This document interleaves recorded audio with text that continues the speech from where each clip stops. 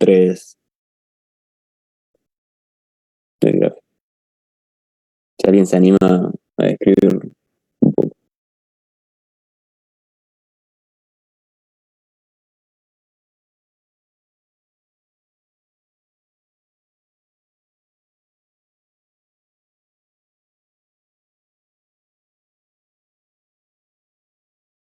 ¿Qué vemos? ¿Qué hay en cada eje? En cada eje, qué es lo que pasa, qué variación hay. Se pueden ver las concentraciones intracelulares de calcio en función del tiempo y influenciado sería por la acetilcolina, que está revista marcada. Bien. ¿Y qué es lo que pasaría si lo tenemos que dividir en estos periodos? Periodo 1, 2 y 3. Con esta del calcio intracelular. Sería la influencia esta de la acetilcolina que me permite mayor liberación de calcio intracelular. Bien. Mayor ingreso, sí, bueno, mayor concentración a nivel intracelular. Bien. Bien. Bien. Bien. Y como dijo Lucre, en el gráfico se observa la variación de calcio intracelular en función del tiempo, como dijiste, con respecto a los ejes. Que tenemos la concentración intracelular de calcio y el tiempo. Vamos a tener el periodo 1, se observa una concentración mínima del calcio intracelular con oscilaciones, picos pequeños, que es lo que vemos ahí. Y en el periodo 2, luego de la administración de acetilcolina, que era también lo que dijo Lucre arriba, se observa un gran aumento en la concentración de calcio intracelular con grandes oscilaciones. Fíjense que los picos como que tienen mucha altura. Y por último, en el periodo 3, ya terminado el estímulo de la acetilcolina, se ve como el efecto de este mensajero dura aproximadamente 1 minuto y luego el músculo liso respiratorio vuelve a disminuir las concentraciones de calcio intracelular, como también las oscilaciones. Vuelven nuevamente como en el estadio 1, luego de la estimulación esa de acetilcolina. ¿Me lees el enunciado?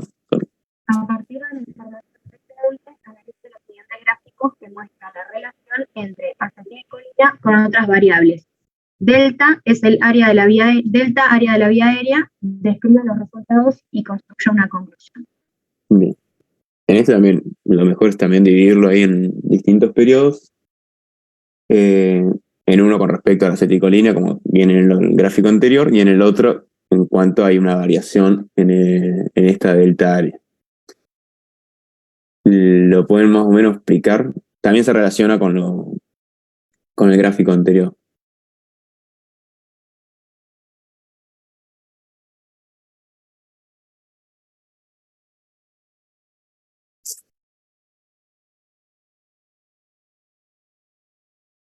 ¿Qué pasa en el periodo 1 y luego en el periodo 2, en el cual ya, por lo menos en este gráfico, en el gráfico A, en el cual se observa esta como variación que hay?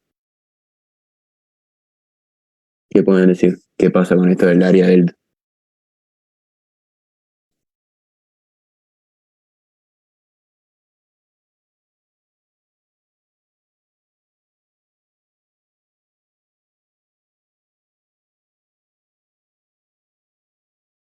¿Ahí? ¿Hay alguna relación entre la liberación de acetilcolina y el área de la vía aérea? Claro, y con el calcio que vimos antes que aumentaba, también.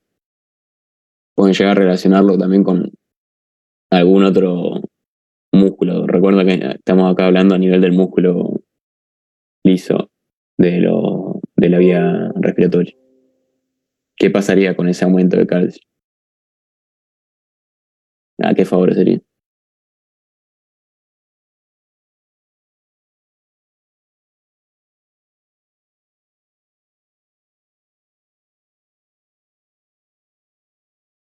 ¿Nadie?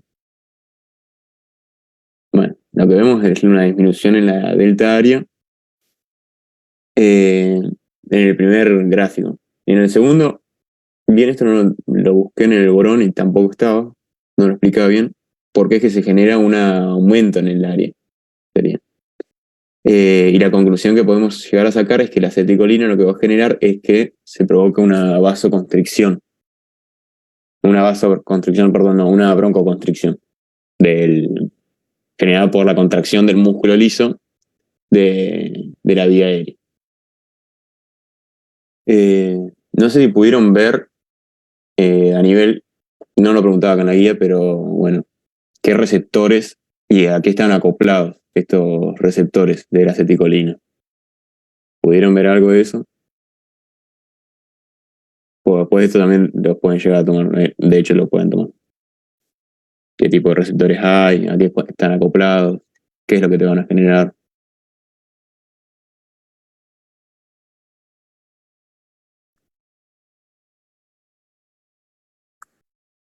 ¿Pudieron ver algo de eso o no? Si no, lo pasamos ahora. Pero,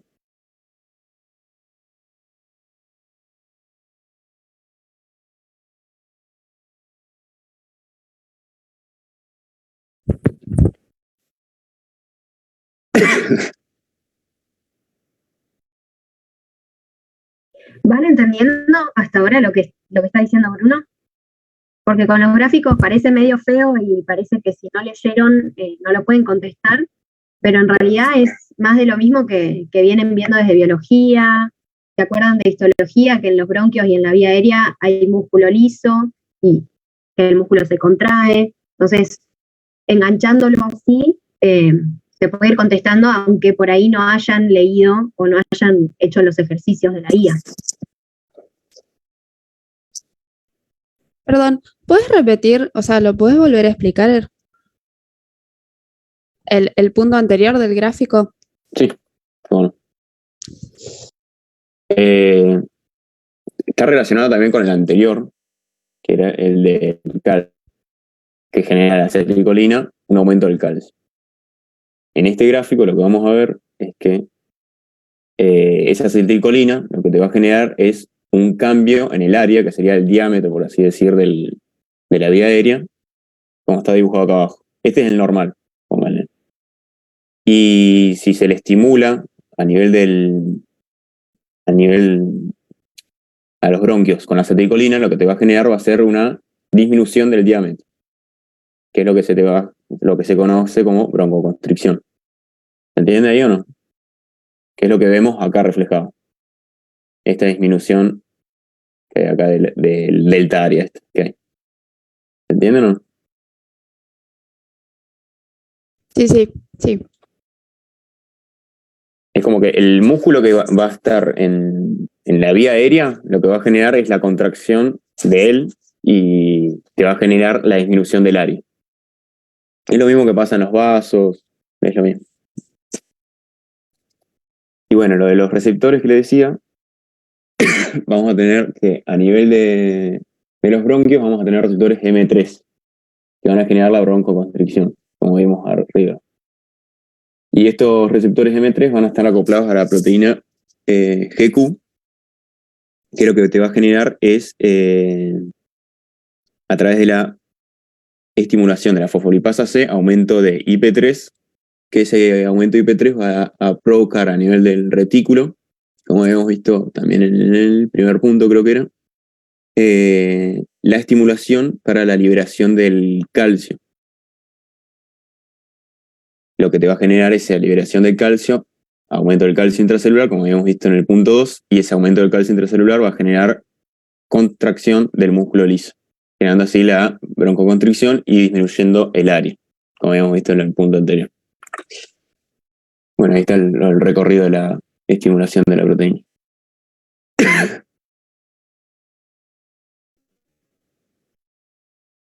El primer renglón.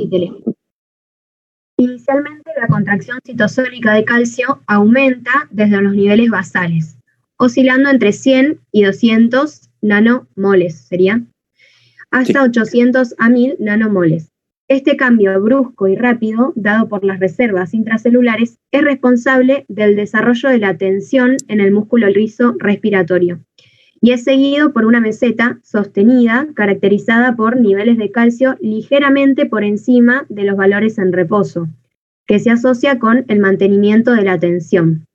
La relación no lineal entre el calcio intracelular y la fuerza en el músculo liso es explicada por la estequiometría 4:1 de la interacción calcio-calmodulina, que implica que incluso un pequeño aumento del calcio puede aumentar las respuestas contráctiles. ¿Querés que siga? No, Sí. seguro. La fuerza generada por cualquier músculo liso es sostenida por interacción cíclicas de miosina con actina. El modelo contráctil del músculo liso bronquial es semejante al estudiado para el músculo liso vascular.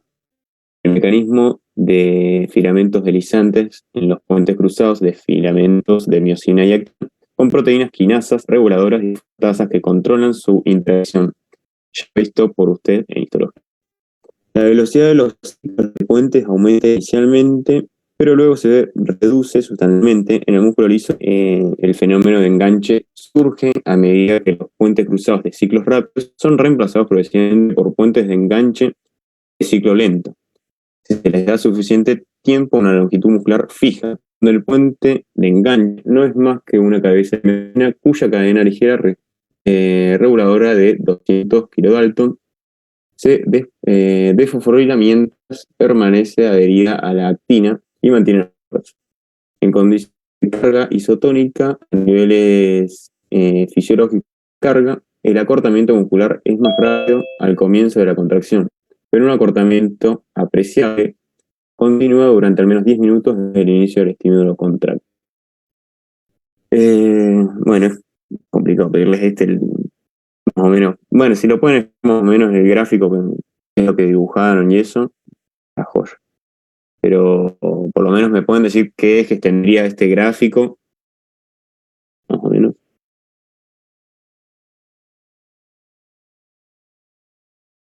Es más o menos todo como un rejunte de lo que habíamos visto en los otros puntos del gráfico. Y en este caso ahora la tensión también. Que sería la fuerza. Dale. No, no, dale, dale.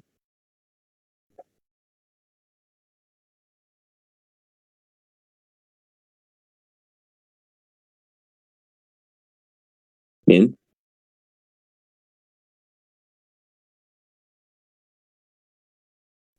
¿No sería al revés?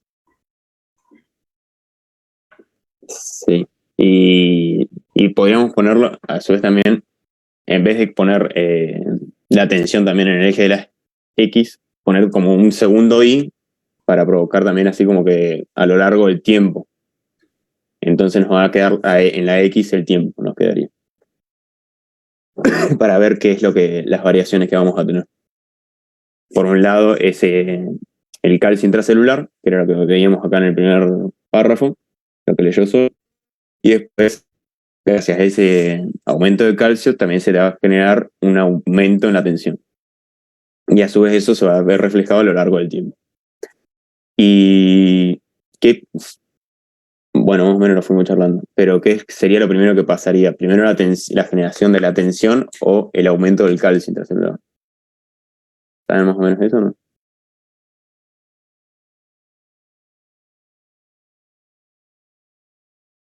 Si lo tuviéramos que hacer como dos pendientes, ¿qué pendiente pasaría primero, la tensión o el calcio? Esa es como la pregunta.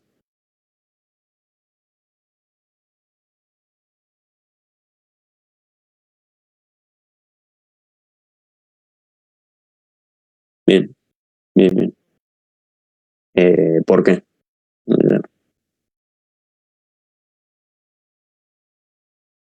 ¿Por qué pasaría eso primero?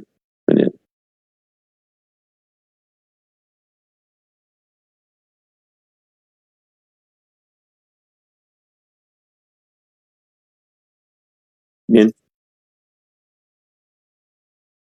Sí, sí, está bien lo que decís. Es por los ciclos de los puentes necesitan en parte tanto energía como ATP como también de calcio para generar la contracción. Bien. Y el gráfico les quedaría algo así. Por un lado, como habían dicho, el eje de la Y,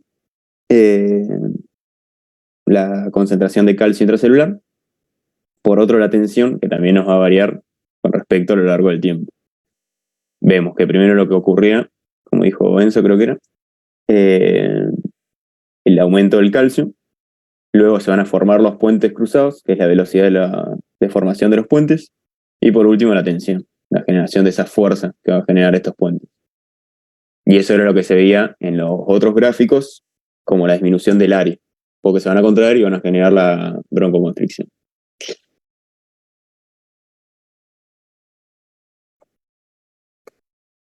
¿Dónde? ¿Acá arriba? Velocidad de formación de los puentes sería.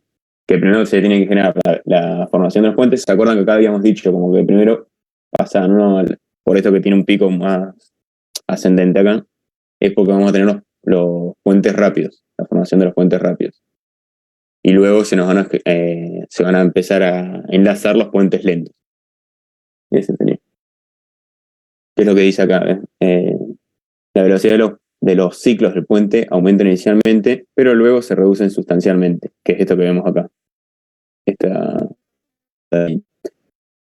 El fenómeno de enganche surge a medida que los puentes cruzados de ciclo rápido son reemplazados progresivamente por puentes de enganche de ciclo lento, que sería esta línea acá, divisoria, entre los puentes rápidos y los puentes lentos, que van a ser cambiados.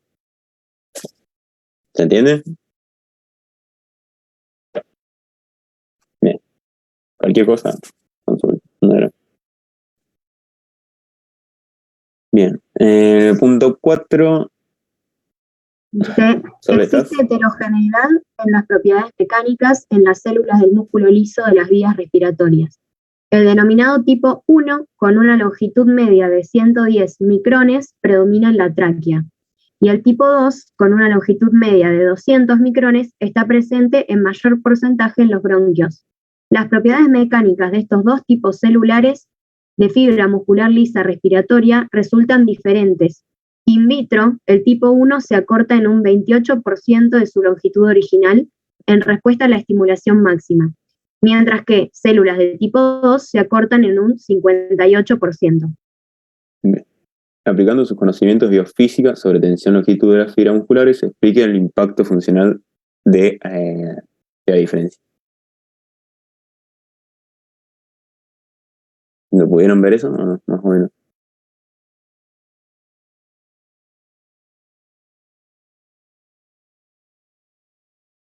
¿O qué es lo que vamos a tener a nivel de la tráquea? Que, bueno, en realidad a nivel de los bronquios, que no vamos a tener a nivel de la tráquea. Por un lado, mejor que lo tengamos a nivel de los bronquios.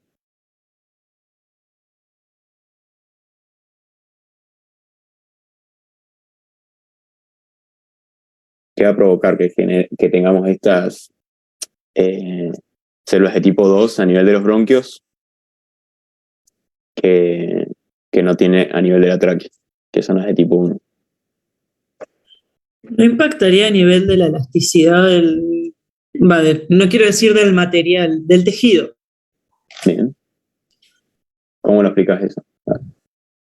Considerando que las de tipo 1 se acortan el 28% de su longitud, en comparación a las de células de tipo 2, que se acortan el 58%. Y dice que el de tipo 2 está presente en los bronquios, no me acuerdo en qué parte lo dice, pero el de tipo 1 estaba presente en la tráquea. Bien.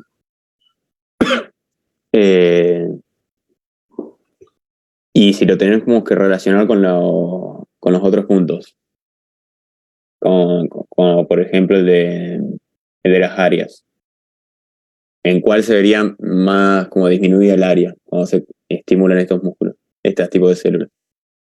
¿En cuál se disminuye más el área? ¿No serían las células de tipo 2? Que se Bien. acortan en un mayor porcentaje respecto a las tipo 1.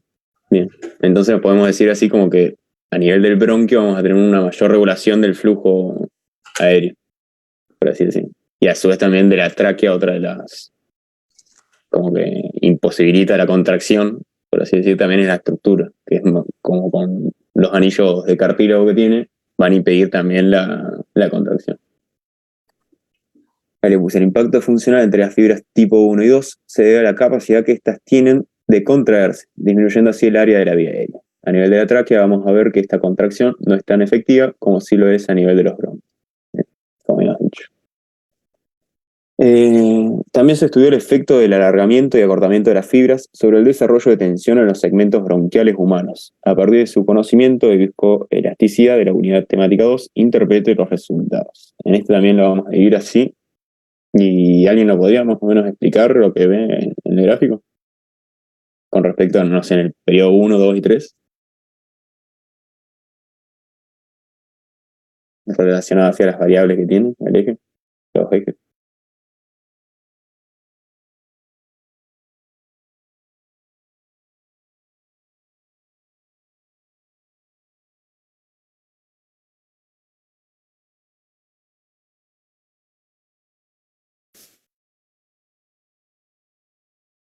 ¿Qué pueden ver en el en el 1, periodo 1, que no, que le llame la atención con respecto a los distintos ejes?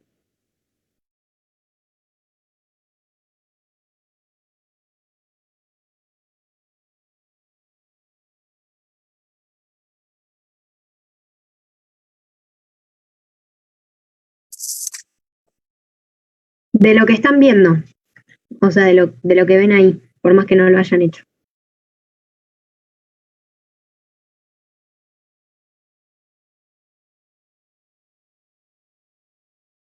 Claro, digan, no sé qué variación ven en la tensión y eso. O sea, se ve que en el primero, ¿no? Que a Bien. medida que aumenta la longitud, aumenta la tensión. Bien, Eso se interpreta. bien. Y en la segunda parte, ¿qué podrías ver ahí? Que llega hasta cierta longitud y es como que no soporta, digamos, llega a cierta longitud y ahí no soporta más tensión que esa que indica el máximo, sería 1.3, creo. Bien, bien. Y luego entonces en la parte 2, ¿qué pasaría? ¿Qué es lo que ves?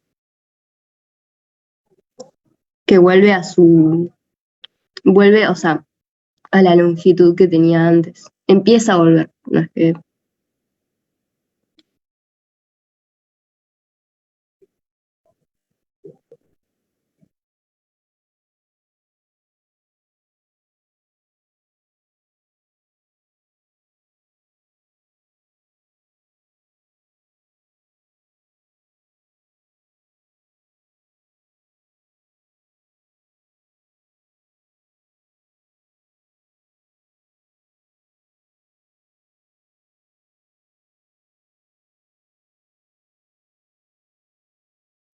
Se podría pensar también que en cada loop, en cada bucle, a medida que van transcurriendo, no sé si decirlo así, pero bueno, transcurriendo los bucles, es como que disminuye la capacidad de tensión que puede desarrollar.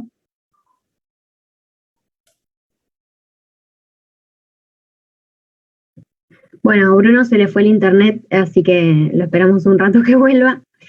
Pero sí, por ahí, para lo primero que estaba diciendo Magali, me parece, sí, como que vemos que en el primer segmento vemos que la célula va aumentando su longitud, llega a una longitud máxima, porque, digamos, la capacidad de estirarse es finita.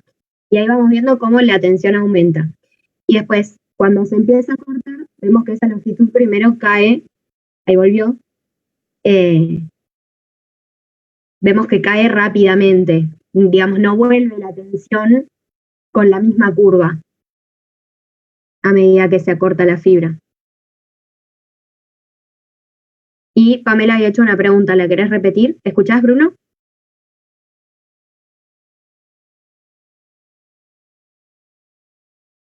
No, lo que yo había dicho, o más bien fue una suposición, fue una hipótesis, no sé si una pregunta.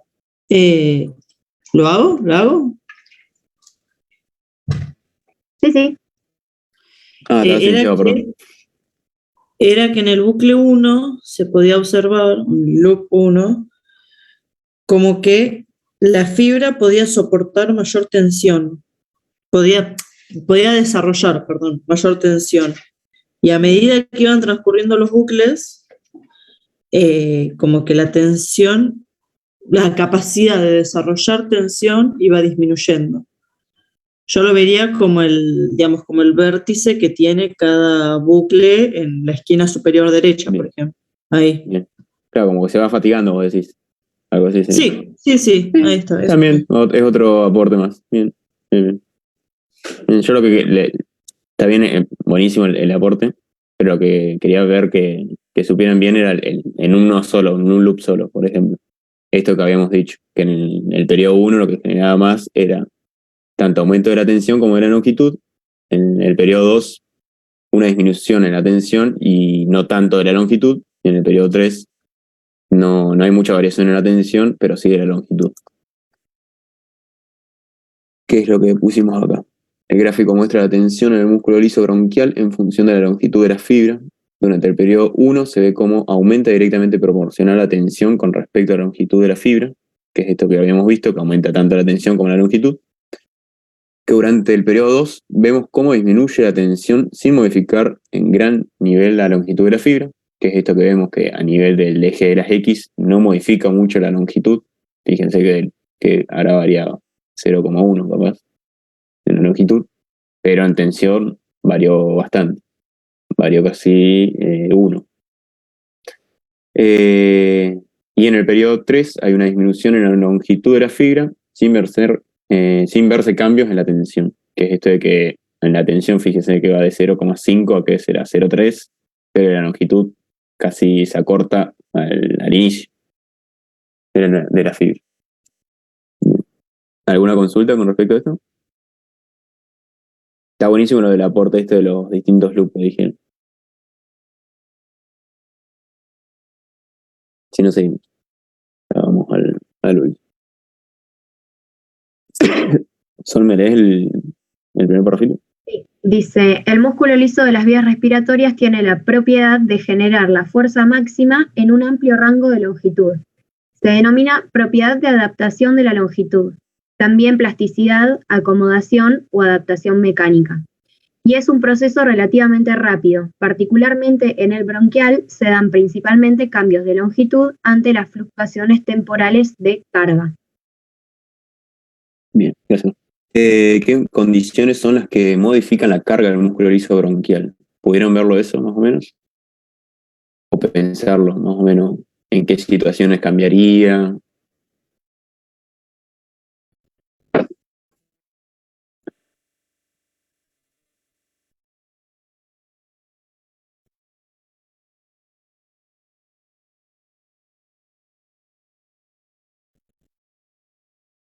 ¿Pudieron verlo más o menos eso o no? O más o menos pensarlo en qué situaciones varía la respiración.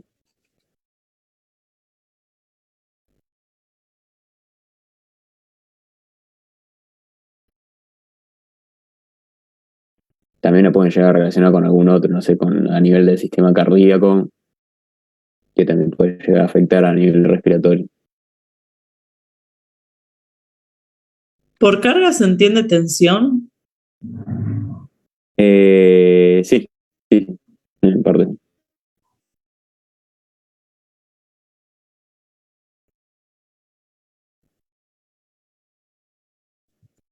No sé si tanto tensión, sino sí. ¿En qué modificaría la tensión? ¿O para qué se debería modificar la tensión? En general se perdón, usan... sería. Perdón. No, sí. ¿Sería qué condiciones o para qué se modificaría la carga del músculo? Condiciones mejor. Ah, está bien. No, porque en un momento dijiste para qué y fue como para, dos cosas distintas. Lo de condiciones, bueno, las condiciones de por sí que afectan al músculo liso en general, podrían ser, bueno, la concentración de calcio de cabeza, después algunas hormonas también, algunas otras sustancias que menciona el borón, que el músculo liso es más susceptible a. ¿Cómo cuáles? ¿Alguna? ¿Las tenés ahí? ¿Cómo? ¿Algún ejemplo tenés por ahí o no? Por ejemplo, tengo entendido, tendría entendido que la adrenalina, si no me equivoco, generaría broncodilatación, ¿no?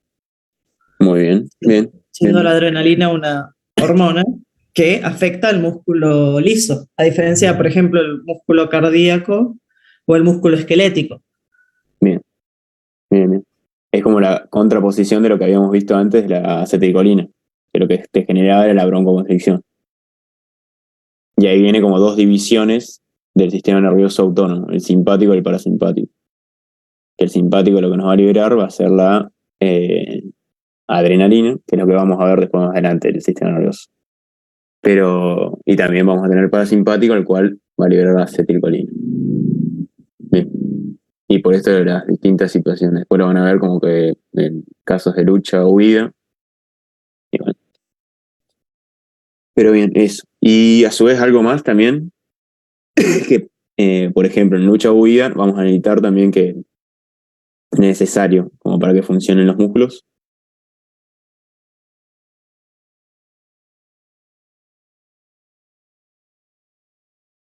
O parte del metabolismo en sí. Porque aumenta el metabolismo en una situación así como de lucha o huida, que vamos a necesitar también para obtener más energía. Todas las pistas.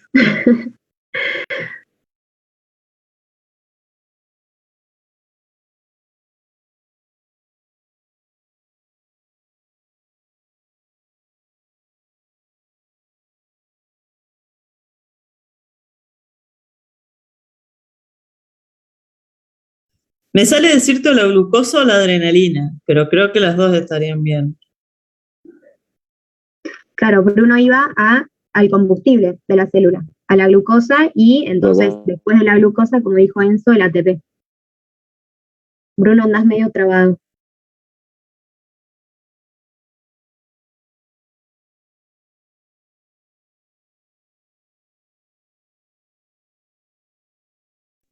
Perdón, se me está cayendo todo el tiempo. Un garrón, ¿no? Es el último punto igual. Vamos. Sí. Vamos a hacer.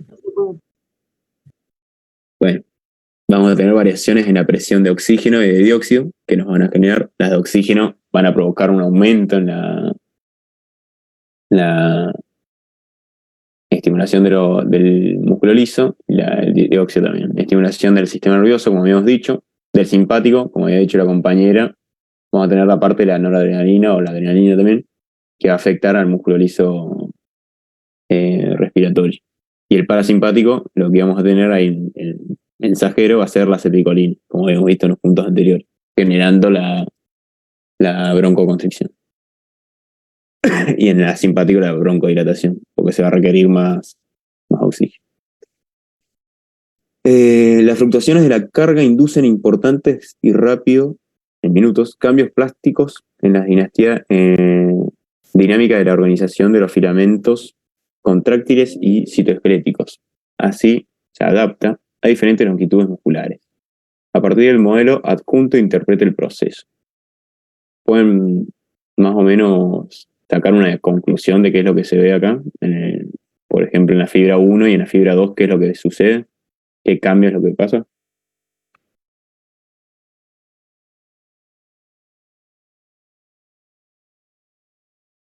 Aumenta la longitud de las fibras, puede ser. Bien, en el estadio 2. ¿Y qué es lo que, a su vez, junto a eso, qué lleva?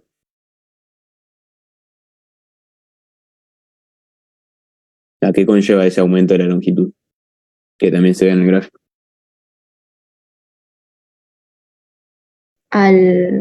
No sé si está bien cómo lo voy a decir, pero como que al mayor reclutamiento de filamentos de actina y miosina. Bien, lo cual nos va a favorecer ¿qué? A la contracción. Bien, eso es. Bien. Sí, al aumentar la longitud de la fibra, lo que va a aumentar también, como dijiste, es como un aumento del reclutamiento de estas fibras, tanto de los filamentos de miosina como de actina.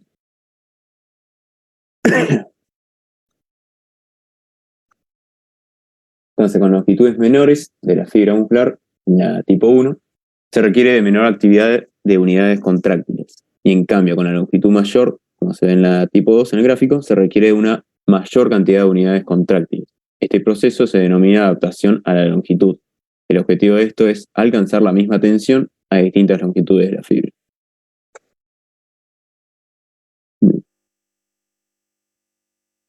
Y esta es la última parte. ¿Me lee el primer renglón, por favor? Ya el segundo lo leo. Existen varias hipótesis que explican el mecanismo por el cual se agregan o restan unidades contráctiles que están mecánicamente ubicados en serie y conectados por Filamentos de actina a la placa de adhesión focal en el límite celular con la matriz extracelular y con el citoesqueleto.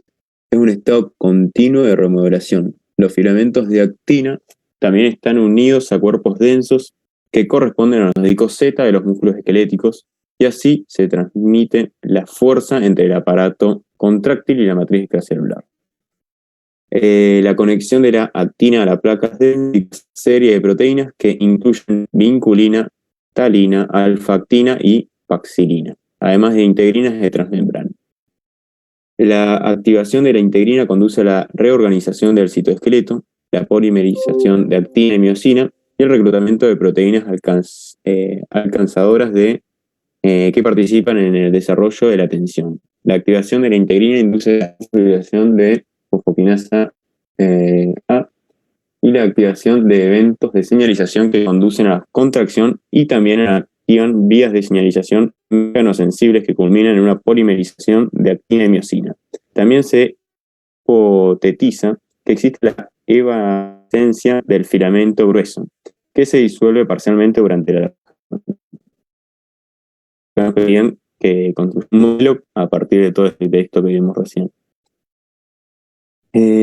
Utilicé el gráfico de arriba, el de los cuerpos densos, que en este texto lo menciona como similares a los discos Z que vamos a ver en el músculo ético, con también los filamentos tanto de miosina como de actina.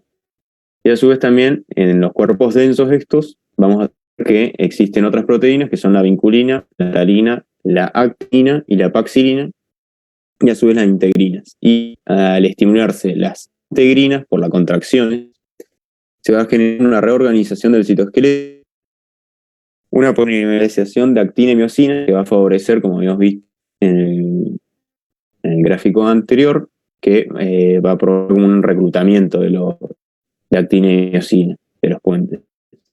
Reclutamiento de proteínas de tensión, esto mismo de los puentes, y la fosforilación de la quinasa de adhesión focal, que va a favorecer a su vez también a la contracción. No sé si más o menos eso pudieron ver ustedes también con el texto. Que habían entendido más o menos lo mismo, ¿no?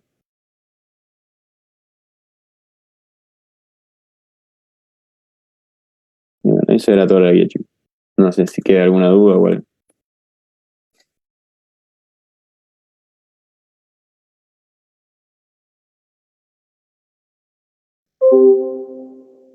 ¿Tienen alguna duda o algo, chicos? Aprovechen de ver. De última nos pueden mandar por el Face. ¿Tienen alguna duda o algo?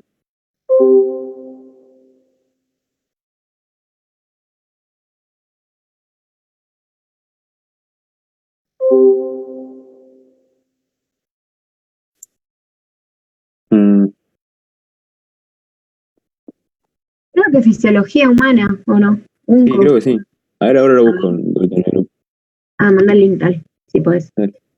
Ahora te lo mando por acá. Esto de esta guía es bastante parecido a lo de a las otras guías sobre músculo. Hay cosas que se relacionan. Si bien lo que trata de mostrar es que el músculo lisa bronquial tiene como propiedades características, digamos, es más que nada lo que venimos viendo: calcio, todo el aparato contráctil, tensión. Si lo piensan así, por ahí es un poco más fácil. ¿Alguien tiene alguna pregunta?